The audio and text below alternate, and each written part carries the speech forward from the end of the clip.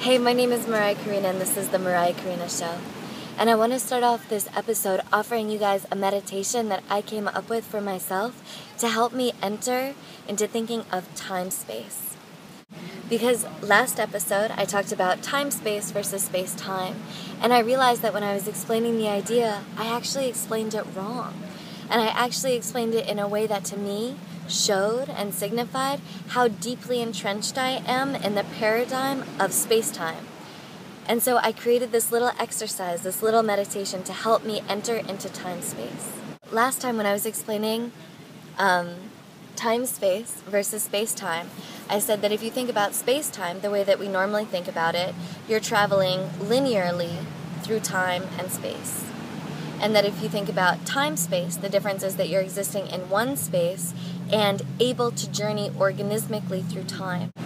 And this completely shows how deeply entrenched I am in space-time, because one of the ways that space-time fools you is by making you think that it's comprehensive, that it is the way that space and time come together. Whereas actually it's not. It's a completely spatially based approach to reality and existence. And what David Wilcox, with his idea of time-space, is trying to show us is that there are cultures and ways of existing where you have a time-based way of understanding.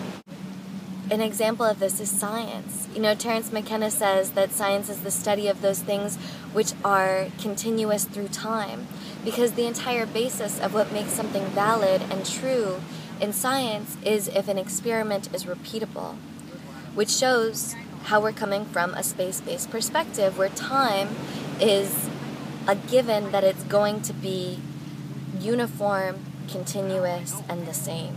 Now, there are other cultures like the Mayan cultures who base their entire calendar on the fact that time had different qualities and different flavors and textures, and that their whole calendar is based on tracking the patterns of the textures and changes in the seasons of time as opposed to the seasons of space. But anyway, I'm getting sidelined from the meditation that I want to share with you, which is just this, which is, so right now, coming from space-time, we know that if we take time out of the equation, if we close our eyes, we can imagine at this moment that even though we're existing in one moment in time, we can imagine all around us the geography of our city, the geography of our country, the geography of the planet, the geography of the solar system, and the whole of the expanding fabric of space of the universe stretching out vast before us. And from within space and time, we know that this is all existing at this moment, and at this moment, and at this moment. And even the fact that we're able to accomplish this exercise, that it's this way of thinking that comes so naturally to us, shows that the way that we think about space and time is not an interaction between space and time, but it's entirely spatially based, because in the present, space exists and not time. So thinking about time-space as opposed to space-time is just flipping this same way of thinking over. And so to enter into this thinking of time-space, what you can do is, again, sit and close your eyes and imagine spreading out behind you the past. And not only the past of your own life, but the entire past of human existence, of life on this planet, of this planet coming into being, of this universe coming into being.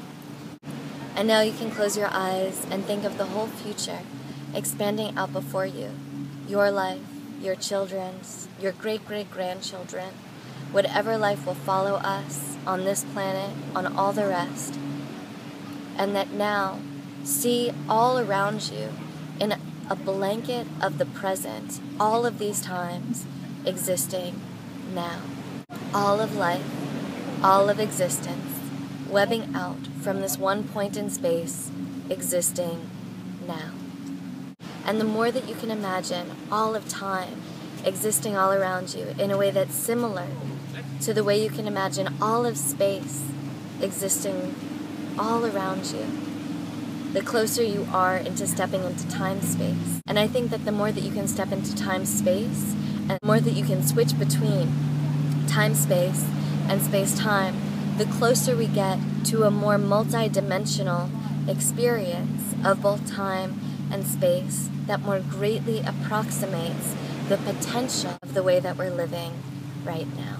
So I hope that you enjoy this meditation. Think of it as like a little appendix to time, space, time. Think of it as like a little weightlifting in the time, space, time gym. And I'll take you next time. Right, Karina Show style.